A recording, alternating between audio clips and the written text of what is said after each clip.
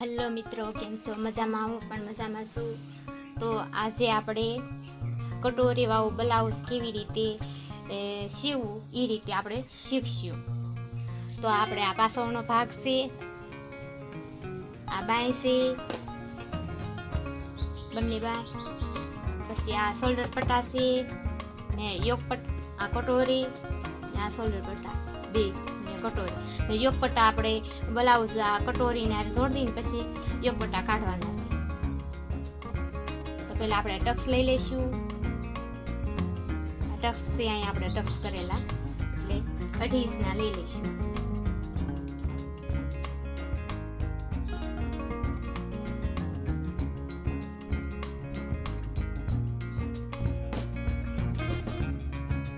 આવી રીતે 18 ઇંચના બંને બાજુ.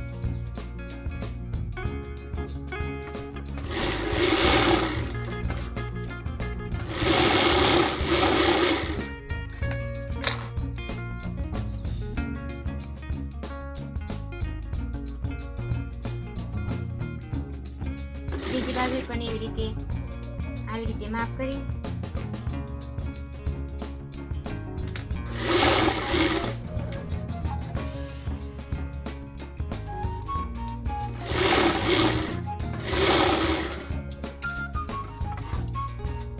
આપણે આ થોડુંક કટોરી ટક્સ લીધા ને થોડુંક કટ આપી દે, થોડુંક કાપડ કાપી નાખ્યું છે.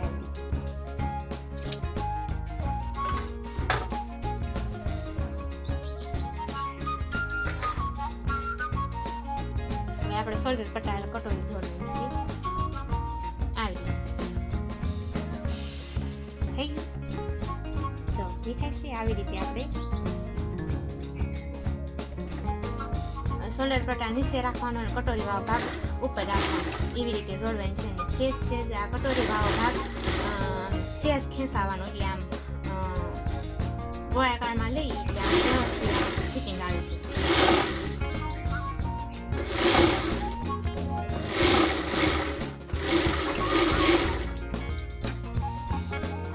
આપણે કટોરી, તો ઘણા લોકો એમ કહેતા હોય કે અમારે કટોરી વાળો ભાગ નાનો પડે ને શોલ્ડર પટ્ટાવાનો ભાગ વધે, તો એને ઉપરથી આમ સેજ કટોરીને ખેંચવાની, કટોરી વાળા ભાગ ખેંચવાનો.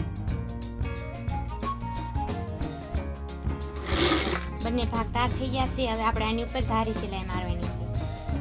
અહીં આવી રીતે, એટલે આમ નહીં રાખવાની. ઘણા લોકો આવી રીતે ઓલું કરતા હોય, પણ આવી રીતે રાખવાની. કોરને છે ને આ સાઈડ રાખવાની,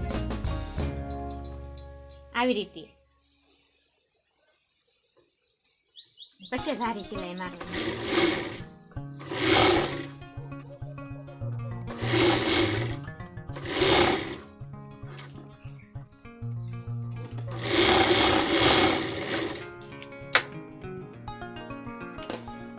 બીજી એક સિલાઈ મારવાની છે, તમને બતાવી દઉં કે કોર આ સાઈડ રહી ગઈ. જો બીજી એક સિલાઈ મારી દઈએ આપણે, ડબલ સિલાઈ મારવાની. એક પગાવા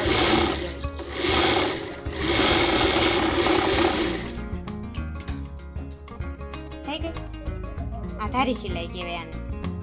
જો આ સાઈડ રાખવાનું કોર અંદરની ધારી સિલાઈ મારતી વખતે.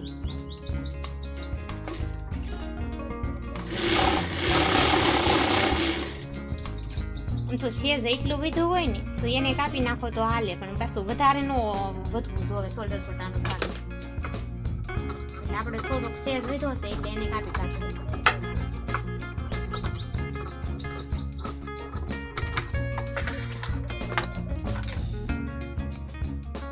હવે આપણે પાછળનો ભાગ છે એની હારે આપણે આ જે શોલ્ડર પટ્ટો અને એવું છે એને જોઈન્ટ કરી દેવાનું છે.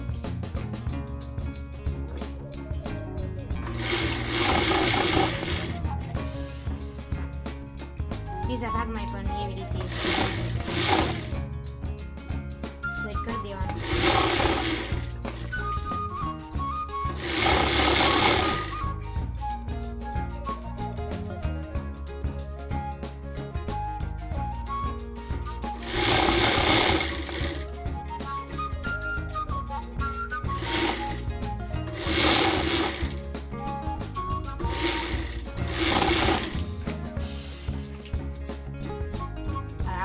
ભાગ જોડી દીધા છે.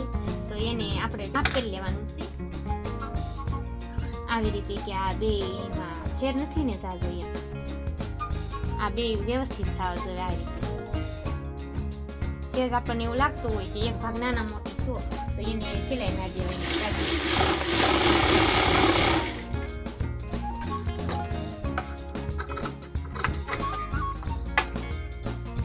આપણે બંને ભાગ જોડી દીધા છે. હવે આપણે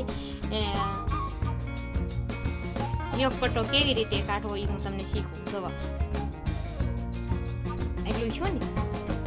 હવે આ જે જગ્યા આવી હતી ને એનું આપણે મેજર પટ્ટીથી માપ લઈને આપણે યોગ પટ્ટા કાઢવાના છે. આવી રીતે બ્લાઉઝને મૂકી દેવાનું છે ને પછી એનું માપ લેવાનું છે. આવી રીતે 4 થયું તો આપણે 4.5 લેવાનું છે એક સાઈડ, ને બીજી બાજુ 3 એટલે 3.5. 4 ને 4.5 ને 3.5 આપણે આ કાપડ છે એમાંથી આપણે યોગ પટ્ટો કાઢશું. માપ યાદ રહું તો ઓલું કરી નાખવાનું, નકર પછી લખી નાખવાનું. ન યાદ રહી તો 4.5 આવી રીતે સીધું કાઢવાનું, સીધી લાઈનિંગ કરી નાખવાની. નીચેની પટ્ટી છે એ પાછી ગળા પટ્ટીમાં ટાઈમ લાગે. 3.5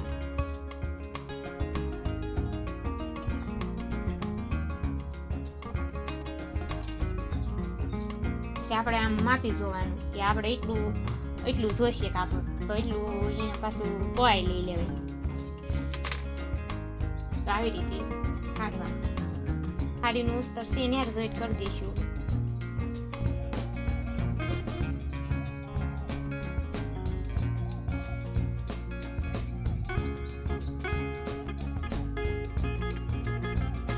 આવી રીતે બંને ભાગ કાઢવાના છે. આવી રીતે નિશાન પણ આપી દેવાના છે તો બંને ભાગ એક સાઈડના ન બની જાય આપણીથી એમ. એટલે આપણે નિશાન આપ્યા છે.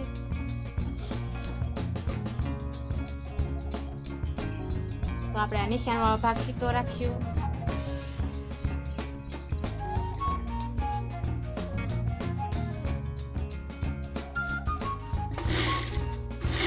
બંને ભાગ કાઢવાના થાય નિશાન આપી દેવાય, નકર તો બંને ભાગ એક સરખા નીવા. આપણે ધારી સિલાઈ મારી અને ધારી સિલાઈ કહેવાય. આ બાજુ કોર રાખવાની ઉપર નીચેની, એટલે આ કોર વાળવામાં આપણને સારું રહે. હવે આપણે એ કોર વાળીને છીએ આવી રીતે અને ફરતી સિલાઈ મારી દેવાની છે. એટલે અસ્તર હારે આપણે એક ભાગ 4 આ સરસ કોર થઈ જાય એમ. આપણે ધારી સિલાઈ મારીએ ને આમાં પણ ધારી સિલાઈ આવશે આ રીતની. આની ઉપર સિલાઈ આવે ને ધારી સિલાઈ. પછી આપણે આ કટોરી વાળો ભાગ ને શોલ્ડર પટ્ટો છે એને આરે યોગ પટ્ટાને જોડી દેવાના છે. જે આ કટોરીને આપણે ટક્સ લીધા હતા ને એને આગળની સાઈડ આમ રાખવાના છે. આવી રીતે આમ પાછળની આમ આગળની સાઈડ આવી જાવ એટલે આમ જ રાખવાના. ડાવતી વખતે આગળની સાઈડ રાખવાના.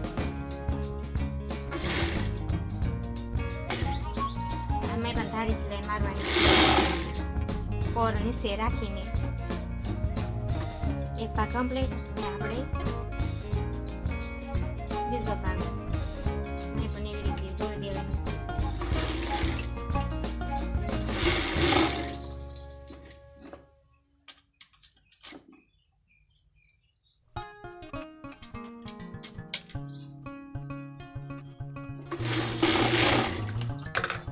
અને ધારી સિલાઈ મારી દેવાની છે. આ કોર ઉપરની સાઈડ ન જાય આવી રીતે ઉપરની સાઈડ નહીં રાખવાની. આવી રીતે તો એ બ્લાઉઝ ખરાબ લાગે, એટલો બધો ઉઠાવ ન આવે. આવી નીચે રાખો ને તો એનો ઉઠાવ આવે બ્લાઉઝનો. ને આમ તમને ટેલરમાં સીવડાવેલું હોય ને એવું લાગે. જ્યારે ભલે ને સીવેલું હોય તો જ.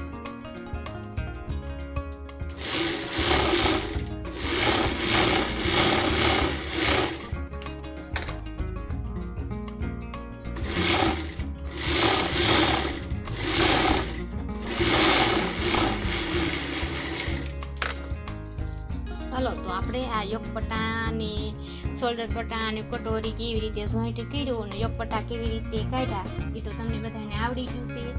તો હવે આપણે બીજા વિડીયોમાં શીખવાનું છે ગાજ બટન પટ્ટી ને ગા પટ્ટી.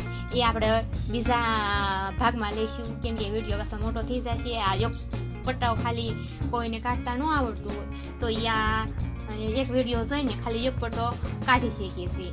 એટલે તો બસ વિડીયોમાં આપણે એટલું જ. તો મિત્રો, કેવો લાગ્યો મારો વિડીયો? તો લાઈક કરજો, શેર કરજો અને સપોર્ટ કરજો. આવજો, બાય બાય, ટાટા.